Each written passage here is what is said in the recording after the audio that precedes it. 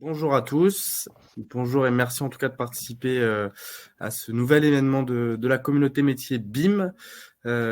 Aujourd'hui, on a la chance d'avoir un invité spécial et du coup qui va faire partie de l'ordre du jour que je vais vous présenter très rapidement avant de lancer les hostilités. L'idée de ce meet-up, c'était de vous présenter la solution WiseBeam. Et on a la chance d'avoir le CEO et cofondateur Tristan Garcia qui va nous présenter cette solution et puis WiseBeam dans son intégralité au global lors de la première partie de cet événement.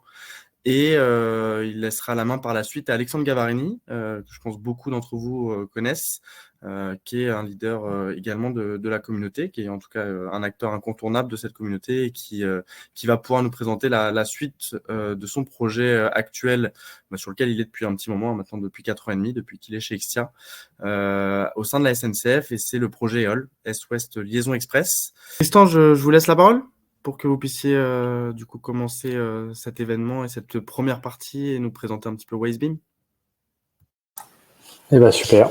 Merci Victor et puis merci pour cet événement de m'avoir invité à présenter WiseBeam. Je vais commencer par me présenter très rapidement. Je suis Tristan Garcia, je suis donc le CEO en anglais et président en français de WiseBeam, qui est une startup que je vais vous présenter avec un petit PowerPoint que j'entrecouperai d'une démonstration d'une de nos solutions qui pourrait peut-être vous intéresser, je l'espère.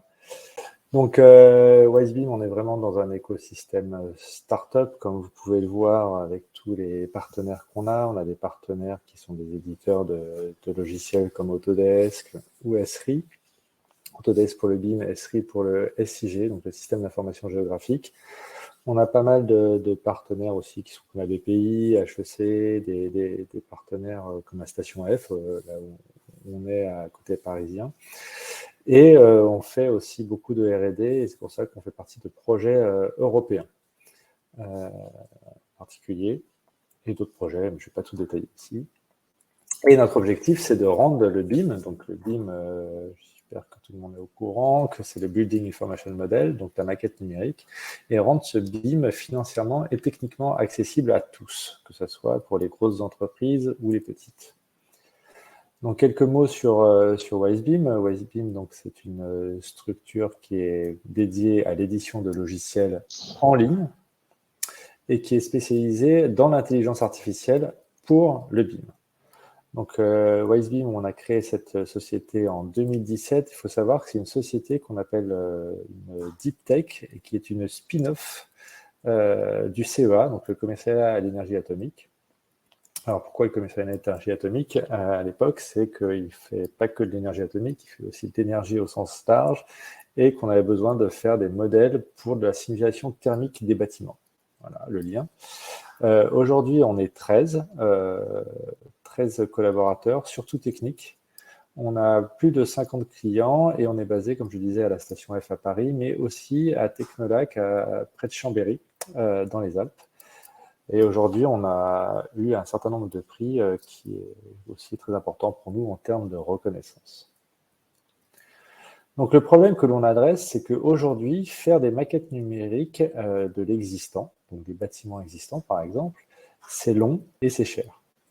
Et pourtant, ça devient essentiel de passer à la 3D, comme vous savez, pour tout un tas de raisons qui peuvent être la maintenance du bâtiment, sa rénovation thermique, tout ce qui est autour des IoT, donc tout ce qui est capteur dans les bâtiments, ce qu'on appelle les bâtiments intelligents ou smart building en bon anglais. Et aujourd'hui, pour modéliser les bâtiments, qu'est-ce qu'on utilise? On utilise des systèmes basés sur des lasers, donc c'est des systèmes qui vont donner des nuages de points. L'idée, c'est d'avoir un système qu'on appelle LIDAR qui va être capable, une fois qu'il est positionné dans une pièce, par exemple, d'aller lancer tout un tas de faisceaux laser et pouvoir reconstituer à partir de ces faisceaux laser un nuage de points qui représente, dont on connaît la position et la distance, et qui nous permet d'avoir une visualisation 3D du bâtiment. mais c'est une visualisation qui manque d'informations, et donc du coup, il faut transformer ce nuage de points en maquette numérique. Donc ça, c'est une méthode, on va sur place, on fait un nuage de points, et on transforme ce nuage de points en maquette numérique.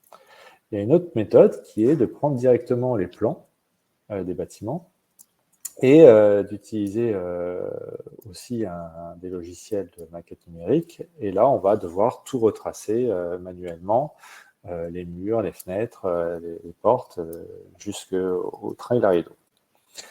Donc tout ça est très long et surtout assez cher, surtout quand on doit aller sur place.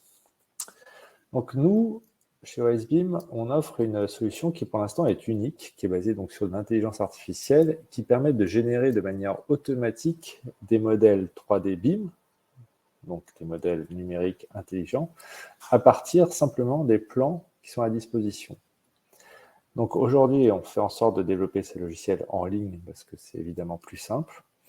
Et puis, les rendre surtout faciles à utiliser, mais aussi interopérables, parce qu'il est très important de savoir que ces maquettes numériques ne vont pas être utilisées que dans un seul type de logiciel, qui vont être des logiciels de visualisation ou de simplement de numérisation, mais des logiciels pour aller faire de la simulation thermique, des logiciels qui se rendent dans des outils de système d'information géographique, ou des logiciels type gestion technique de bâtiments. Donc l'idée, c'est d'avoir ce qu'on appelle l'open BIM, des logiciels, des fichiers de maquettes qui soient vraiment interopérables. Et ça, c'est pas aisé. Donc aujourd'hui, nous, ce qu'on apporte chez OSBIM, c'est vraiment cette capacité à pouvoir générer automatiquement des maquettes BIM à partir de plans 2D et grâce à, évidemment, l'intelligence artificielle. Il faut savoir qu'on fait ça non seulement sur les bâtiments, quels qu'ils soient, mais aussi sur des infrastructures. Et là, c'est un peu plus complexe et on en parlera un peu plus tard. Donc, ce qui est intéressant de noter, c'est que nous, on va être capable de partir sur des algorithmes de reconnaissance d'image, d'une part, mais aussi d'adresser cette technologie qu'on appelle machine learning, et même dans sa catégorie un peu plus précise, le deep learning, c'est qu'à force d'utiliser un certain nombre d'images, on va pouvoir robustifier, entre guillemets, nos algorithmes pour qu'ils soient plus performants. Et ça, c'est important, c'est-à-dire qu'on va être capable, à un moment donné, de partir simplement d'un plan, et que plus on assimile dans nos algorithmes d'autres plans, plus on va être compétent dans la reconnaissance, par exemple, de murs spécifiques, de portes, etc. Donc, notre terrain de jeu chez OSBIM, c'est vraiment, vous l'aurez compris, la modélisation des bâtiments et infrastructures existants. Pourquoi existants? Parce qu'en général, il faut avoir les plans. Ça nous est arrivé de travailler sur des bâtiments, des infrastructures qui n'étaient pas encore existantes, pour lesquelles il y avait simplement des plans, mais c'est assez rare. Et les marchés qu'on adresse, ça va être tout ce qui est gestion, exploitation, maintenance de ces bâtiments et infrastructures, la rénovation, le smart building et même le démantèlement. En fait, dans le cycle du bâtiment, pour ceux qui connaissent, on s'adresse vraiment à toute la partie après la construction. Donc aujourd'hui, nos clients, la typologie de nos clients, ça va plutôt être des bureaux d'études, en particulier d'ingénierie, tout ce qui est architecte, tous les sociétés évidemment du BTP, et puis évidemment les gens qui ont beaucoup d'actifs immobiliers, donc les gestionnaires de patrimoine qui vont être intéressés pour pouvoir mieux gérer leur patrimoine. Et en général d'ailleurs, ces gens-là, les bureaux d'études, architectes du BTP, travaillent pour ces maîtres d'ouvrage que sont les gestionnaires de patrimoine. Donc, ça va être des bailleurs sociaux, ça va être du BTP, des grands groupes, quels qu'ils soient, mais tant qu'ils ont beaucoup de bâtiments. Donc, ça pourrait être Total, ça pourrait être L'Oréal ou la Direction Générale de l'Aviation Civile, par exemple, ont cette volonté de vouloir numériser leur patrimoine pour mieux le gérer. Donc, parmi les solutions que l'on a, on a une solution phare qu'on appelle Plans2BIM, que je vous invite à tester. Vous pouvez vous inscrire, on vous donnera des accès, qui permet de rapidement modéliser directement et en ligne des plans 2D en maquette numérique. Alors, comme je ne vous demande pas de me croire sur parole, c'est ça que je vais vous faire comme démonstration. Il faut savoir que c'est une plateforme qui permet d'avoir plusieurs utilisateurs, sur un même groupe de travail, de pouvoir avoir plusieurs formats d'images en données d'entrée. C'est-à-dire que nous, notre spécificité, c'est qu'on va travailler sur du pixel, et donc pas sur du vecteur, donc sur des fichiers qui peuvent être du PDF, du PNG, du JPEG. Et on va pouvoir lancer la reconnaissance. Je vais vous montrer. On a un éditeur. Après, on peut assembler les étages. On peut exporter un certain nombre de volumes quantitatifs. Et derrière, on va sortir un fichier en format IFC qui est OpenBeam. Donc, place à la démonstration. Voilà, vous pouvez simplement aller sur Place to Beam. Vous créez un compte. Là, moi, je vais me connecter. Ici, il y a une gestion d'un certain nombre de projets. Et on va créer un projet ensemble qui s'appelle par exemple Comet. Et on peut mettre une description, tout ce qu'on veut. L'idée, une fois qu'on a créé ce projet, on va l'ouvrir. Et comment c'est organisé? Il y a un projet, il y a un site sur lequel il peut y avoir plusieurs bâtiments. Et dans ce bâtiment, il peut y avoir plusieurs étages. Donc simplement, on va aller sur le bâtiment et on va importer des plans. Donc là, c'est un PDF. S'il y avait plusieurs pages, j'aurais à sélectionner la page en question. Et on va importer simplement le plan. Donc c'est parti. Donc il importe sur notre base de données. En fait, pour la petite histoire, il binarise le plan. Sur ce plan, ensuite, j'ai tout un tas d'informations. Je me permets juste de poser une question en même temps, Tristan, un peu pour tout le monde aussi, mais le fait qu'il y ait une coupe sur ton plan, ça pose pas de problème? Ça pourrait, mais là, pour celui-ci, ça ne va pas poser de problème. Ok. Alors, mais c'est une bonne question. Nous, on travaille vraiment sur les plans, pour l'instant, d'étage. Combiner les plans de coupe et les plans d'étage, c'est des choses qui sont plus de l'ordre de la recherche et sur lesquelles on est sur le point d'ailleurs de lancer une thèse. Voilà. Ok, très bien, intéressant. Donc sur ce petit bouton à jaune, là, on va aller dans l'outil de modélisation. Et dans cet outil de modélisation, la première chose qu'on va devoir faire, c'est de chercher une cote, la plus grande si possible. Voilà. Et ici, on va mettre à l'échelle. Voilà, très bien. Ici, on va très précisément aller positionner l'échelle. Et cette échelle-là, on va dire que c'est donc 3 mètres ici, je la donne. L'intelligence artificielle ne fait pas encore tout, heureusement. Et là, je vais quand même donner la distance de cette pièce-là pour avoir une cote.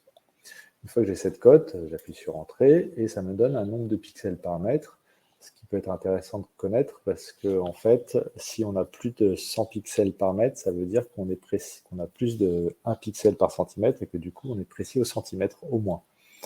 Et donc ça c'est important. On peut même vérifier une fois qu'on a mis la cote que si on va prendre une autre cote, on retombe bien sur le chiffre qui est à côté. Voilà, donc là je suis à 136,5 et voilà, je suis à 136,76, donc on va dire que c'est bon. Une fois que j'ai fait ça, j'ai plusieurs manières donc, de lancer les algorithmes. Soit je les lance tous d'un coup, soit étape par étape. Et là, on va le faire étape par étape, dans un petit peu de temps.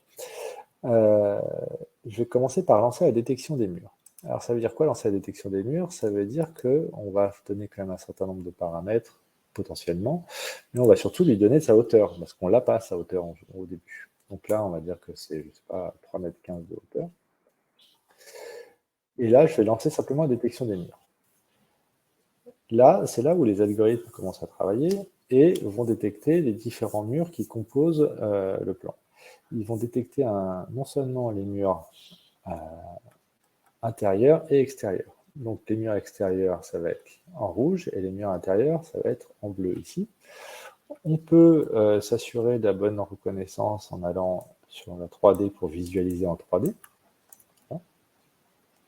Donc là, on a nos murs.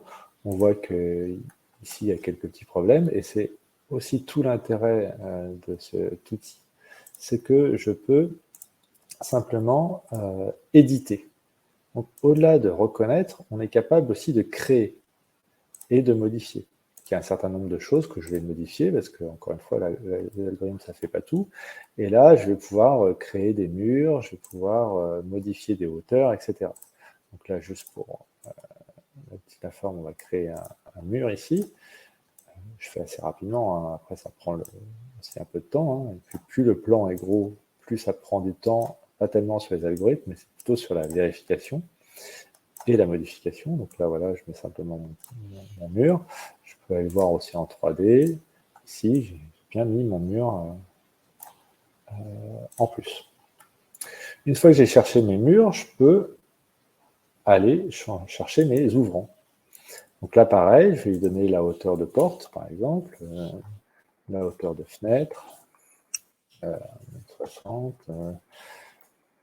l'hauteur d'allège de 30 cm. Et là, pareil, on va lancer la détection des ouvrants. Et là, il va aller chercher sur le plan, là où il voit des perturbations finalement dans les murs. Et donc là, on va voir ici en 3D, hop, les fenêtres et les portes qui ont été créées. Évidemment, chaque élément a été mis avec une valeur par défaut, mais si celle-là, par exemple, je lui dis, cette fenêtre-là, elle est de 1,30 m et pas de 1,60 m, je peux aller sur chaque élément le changer, mais à la main. Là, je rafraîchis et j'ai bien descendu ma fenêtre. Donc ça c'est bien, et en plus parfois il se trompe aussi parce que là par exemple c'est une porte d'entrée, et là je peux cliquer dessus et convertir simplement ma fenêtre en porte, voilà simplement, et je peux même lui dire dans quel sens elle s'ouvre en changeant, je retrouve les charnières, voilà, intérieur gauche par exemple. Une fois que j'ai fait ce travail-là, je peux aussi aller lui demander de chercher les dalles. Ça, voilà, une dalle avec, on va faire une grosse dalle de 40 cm d'épaisseur pour que ça tienne mieux. Et là, pareil, il va chercher la dalle et je vais pouvoir la voir en 3D. Hop, ma dalle, ma grosse dalle. Et je peux même aller chercher, alors ça c'est une notion qui est intéressante, ce sont les espaces. Donc les espaces, c'est le volume des pièces. Et ça, en termes de gestion patrimoniale, c'est important parce qu'on peut définir un certain nombre de pièces. Donc là, c'est voilà, il a trouvé les pièces avec ses limites. On peut voir ici en 3D, mais c'est moins impressionnant. Ça peut être intéressant pour tout un tas de raisons, et même en particulier pour décrire l'endroit. Donc là, par exemple, je pourrais l'appeler chambre 1. Vous voyez que finalement, alors là, je suis allé un peu lentement, mais en quelques secondes, on est capable d'avoir un modèle sur un plan.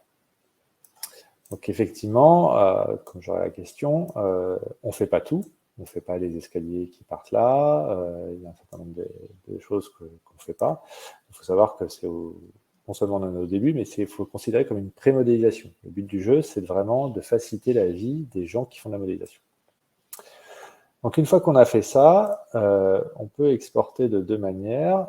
Soit on exporte en gérant les jonctions. Voilà, ça c'est expliqué avec le petit truc. Donc c'est-à-dire qu'on va bien se mettre proprement le long des murs. Soit on laisse les recouvrements potentiellement. Il faut faire ça quand on utilise des logiciels spécifiques de BIM qui sont par exemple Revit. Mais sinon, on n'a pas forcément besoin. Et donc là, je vais exporter. Et c'est que à ce moment-là de l'export que je vais dépenser un BIMcoin. Et un BIMcoin, ça correspond à un plan. Et une fois que j'ai dépensé ce BIMcoin-là, ça me permet d'avoir mon fichier BIM. Mais une fois que j'ai dépensé, je peux revenir autant de fois que je veux sur le plan, s'il faut changer, enfin sur le modèle, si je veux changer les hauteurs ou je me suis trompé quelque part, je peux continuer. Donc là, on va dépenser un BIMcoin et mon premier étage va se générer en format IFC. Et ce format IFC, je vais l'ouvrir dans un autre logiciel pour le coup, et qui me permet d'avoir une visualisation, c'est un viewer, voilà. Et qui me montre bien mon fichier avec tout ce qui va bien. Et on peut même vérifier, par exemple, les surfaces. Si je reviens, ici on a 12,36 m. Si je reviens sur le plan, on avait combien 12,3 m. Voilà, à l'incertitude près. Donc on voit ici que voilà, en quelques secondes, on peut avoir des choses intéressantes, et on peut exporter aussi dans un autre format qui est le format XLS par exemple, ou CSV, Et là, ça va être plutôt la notion de quantitatif. Donc là, je l'ai exporté en quantitatif. Donc c'est un fichier assez simple en format Excel. Je vais ouvrir là, tout de suite. Voici. Et dans ce fichier-là, il y a simplement l'ensemble des différentes... Voilà, la chambre 1 que j'avais appelée chambre 1, on sait que c'est 12 mètres 36. On sait qu'il y a 2 fenêtres, qu'il y a 2 portes, et on est capable d'avoir toutes les surfaces qui peuvent potentiellement nous intéresser. On va dire par exemple, je ne sais pas, si je suis un gestionnaire de patrimoine, je sais que dans ce bâtiment-là, je vais avoir X portes. Si je dois changer les poignées de porte, voilà, ça me coûtera tant. J'ai telle surface de fenêtre à nettoyer, j'ai telle surface de porte à repeindre, etc. etc. Donc ça peut être assez intéressant pour un certain nombre d'acteurs. Donc voilà ce que l'on peut faire quand on regarde sur un étage. Et maintenant, on est capable aussi, et ce que je vais vous montrer, c'est de pouvoir, toujours enregistrer, de revenir en arrière, on est capable aussi de pouvoir créer un bâtiment, et là, pour le coup, on va apporter un deuxième étage. Donc, on va refaire rapidement, là, pour le coup, le même travail. Donc, on a aussi un PDF. Donc, ça, c'est le deuxième étage, je fais le premier. Très rapidement, je vais le refaire. Donc, il faut juste que je fasse l'échelle. Attends qu'il arrive. Voilà, donc je vais prendre une échelle. Toujours pareil, hein, trouver une grande largeur. Enfin, une grande cote.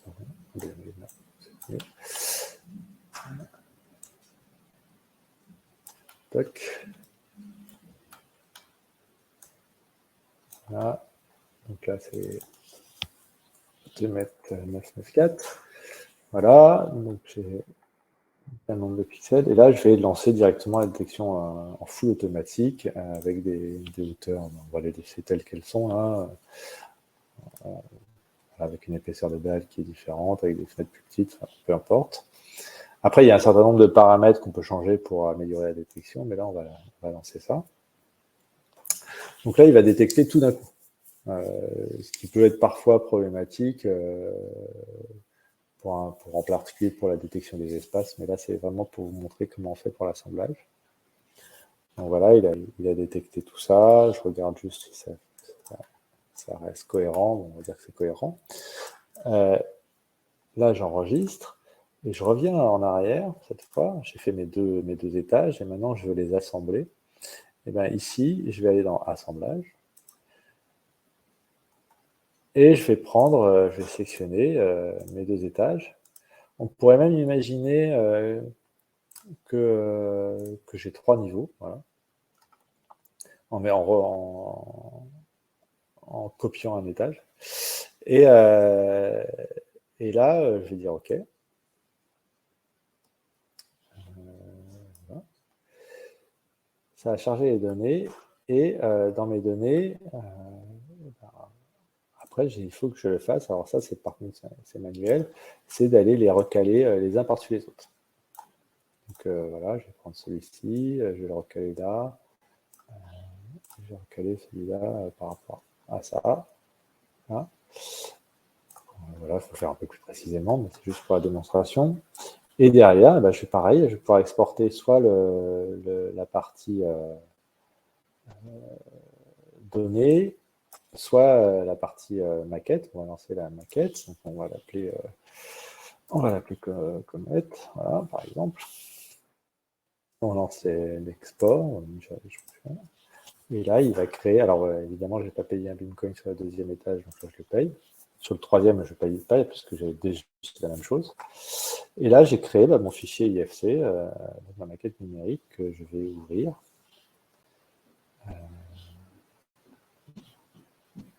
Voilà, tant qu'elle arrive. Hop, j'imagine que j'ai mal positionné. Mais voilà l'idée, c'est pas grave. J'ai pas dû enregistrer, bien sûr. Mais l'idée, voilà, c'est juste pour montrer qu'on est capable de gérer en un seul fichier l'ensemble des étages les uns par-dessus les autres pour aller créer un immeuble dans son entièreté. Alors évidemment, ça ne fait pas les toits, ça fait vraiment, on est toujours, encore une fois, c'est de la pré-modélisation, mais voilà, en quelques secondes, on peut faire un immeuble de plusieurs étages, et en plus, a fortiori, si les étages se ressemblent. Juste pour vous dire, finaliser, l'intérêt, c'est gagner du temps, d'avoir des fichiers qui sont vraiment interopérables.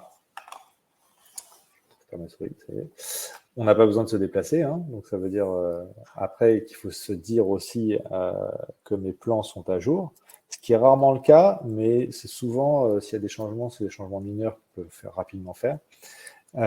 Et donc c'est compatible avec les logiciels, et c'est assez simple d'utilisation comme vous avez pu le voir. Notre avantage, c'est de réduire les coûts des gens qui font de la modélisation, et ça leur permet d'adresser une plus grande part de marché. À ce que dit quelqu'un qui travaille dans un bureau d'études, M. Durand, et qui dit que oui, on peut gagner jusqu'à 50% de temps de modélisation, ce qui est surtout vrai quand c'est des immeubles assez simples. On va parler par exemple des immeubles de bailleurs sociaux, par exemple, où c'est des grandes barres d'immeubles avec du répétitif. On gagne vraiment un temps fou sur la modélisation grâce à ça. Donc, juste pour vous dire qu'on travaille aussi sur d'autres choses, sur les infrastructures en particulier. On a développé une solution qui s'appelle Grid2Beam, qui n'est pas encore en ligne, qui devrait arriver après le Beamworld, donc là bientôt, en avril. En fait, là, l'idée, c'est sur le même principe, mais seulement on va prendre, pour ceux qui connaissent, les documents de DT, DTICT, qui sont des documents de demande d'intention de commencement de travaux. En fait, c'est quand vous êtes dans la rue, sur les trottoirs, vous voyez souvent, quand c'est en travaux, des lignes de peinture. Ces lignes de peinture représentent les différents réseaux qui passent sous ces trottoirs. Et pour pouvoir intervenir, il faut avoir des documents qui décrivent où passent ces réseaux. Et ces documents-là, ça s'appelle des DICT. Et on est capable de les prendre, ces documents-là, et d'aller automatiquement générer non seulement les réseaux constitutifs des plans, mais en plus de fusionner, parce que souvent ils sont plusieurs PDF les uns au-dessus des autres, et on va être capable de fusionner l'ensemble, intégrer la topographie, donc ce qu'on appelle les modèles numériques de terrain, et même représenter la classe de réseau. La classe de réseau, c'est la certitude qu'on a autour des réseaux pour éviter, par exemple, de donner un coup de pelleteuse malheureuse dans une gaine de gaz. Donc ça, c'est quelque chose qu'on a développé sur l'impulsion de Colas, qui a un vrai besoin là-dessus et qui intéresse un certain nombre de bureaux d'études, etc. Et il faut savoir aussi que WiseBeam, on a une offre de service, je fais un peu notre pub aussi au passage, c'est que s'il y a des gens qui ne veulent pas modéliser eux-mêmes, on est capable de le faire pour eux. On le fait pour un certain nombre d'acteurs du bâtiment, donc, par exemple de la domotique ou de smart building comme Deltador, pour lesquels on génère la maquette numérique de leurs clients et pour lesquels eux proposent un logiciel de gestion technique de ce bâtiment.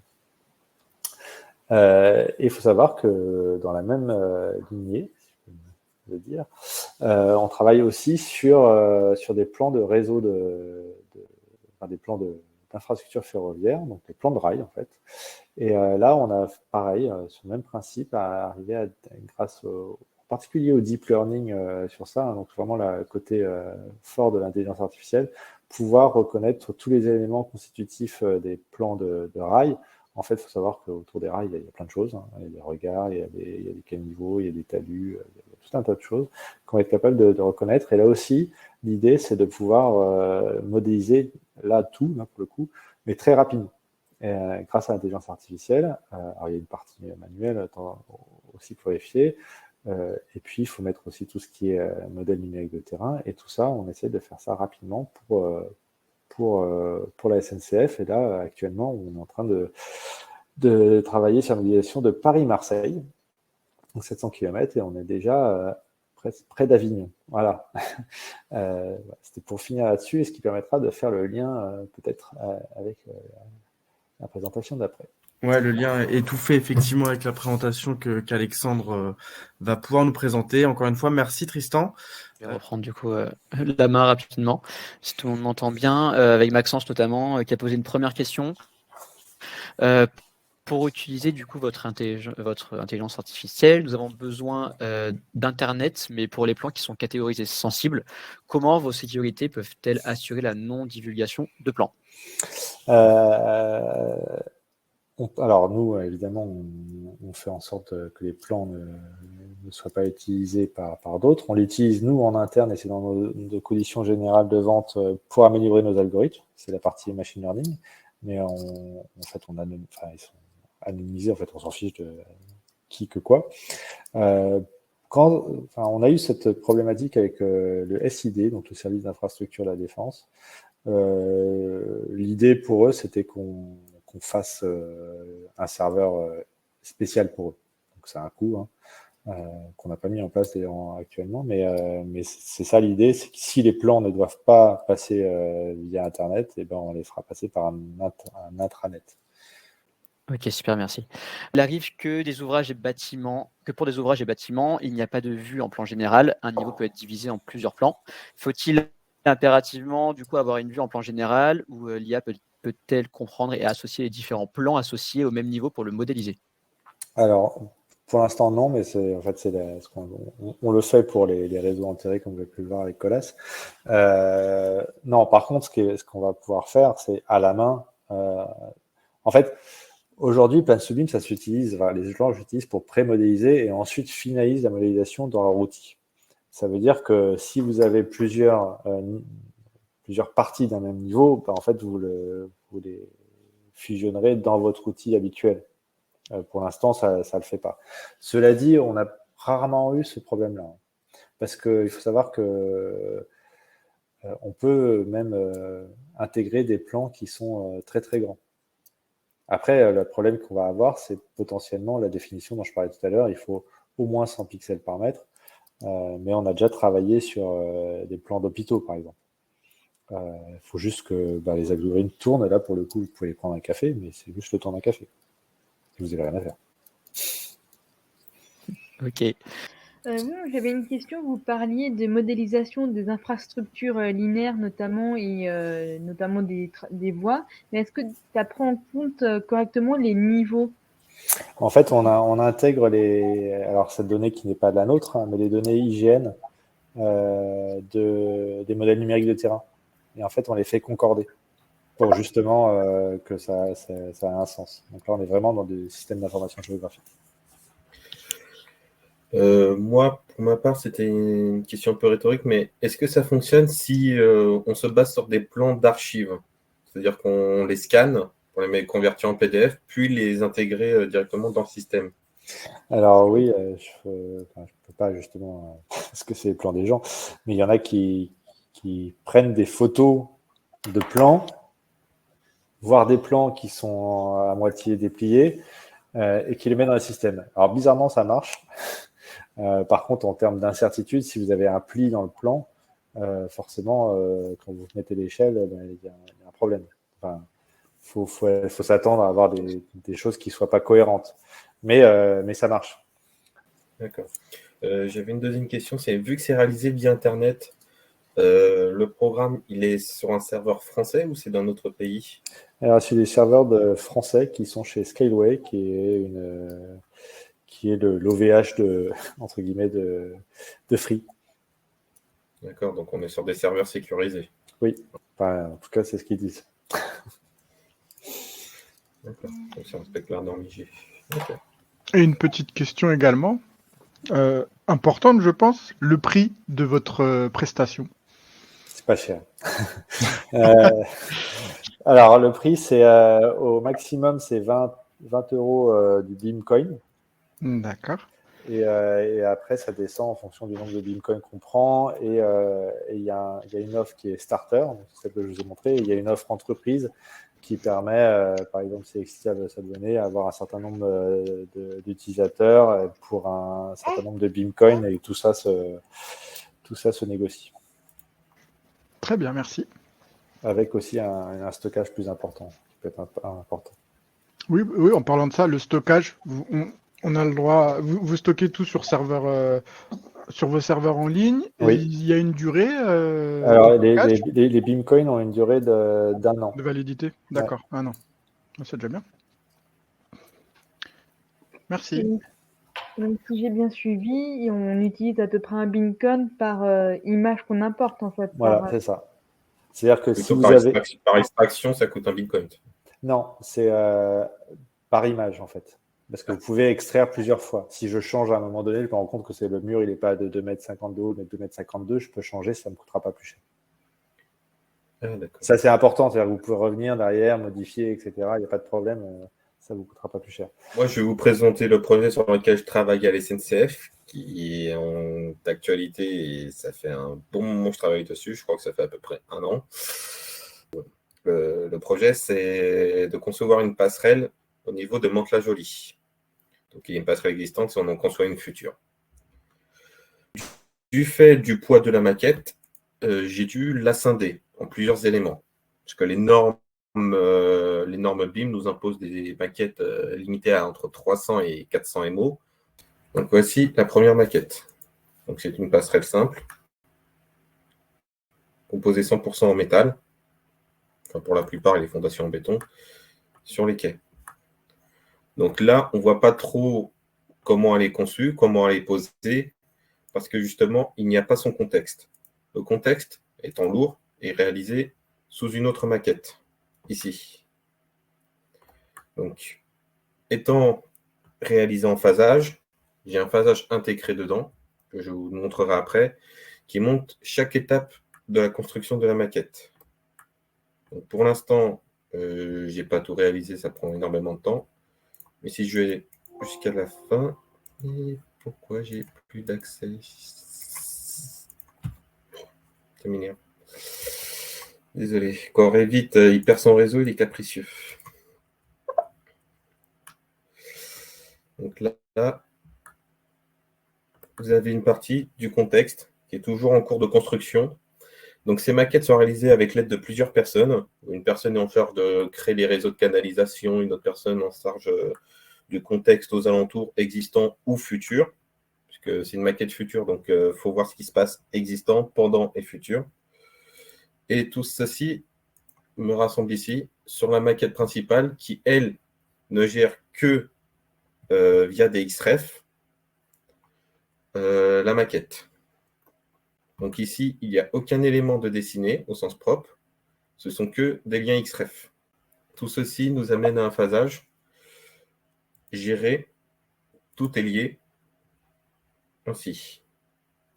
Donc chaque maquette, sur les trois maquettes, chaque maquette possède son propre phasage qui sont reliés au phasage principal. Donc toutes les phases sont concordantes, tout fonctionne. Donc, vous pouvez voir, s'il m'autorise l'accès pour une fois, si je demande la phase 6, probablement, il m'affiche que la phase 6. Donc qui apparaît en rouge ou en orange en fonction des étapes. Donc, par exemple, je vais lui ici. Donc tout ça, Revit vous permet de gérer les phasages étape par étape et avec une multitude de maquettes sans problème. Mais par la suite, le problème est le contrôle. Comment vérifier s'il y a des problèmes, etc. en fonction de vos maquettes, des maquettes des autres. Pour savoir ce que ça donne, on génère des IFC. Donc les IFC, ça peut être lu par n'importe quel programme, généralement spécialisé dans le dessin.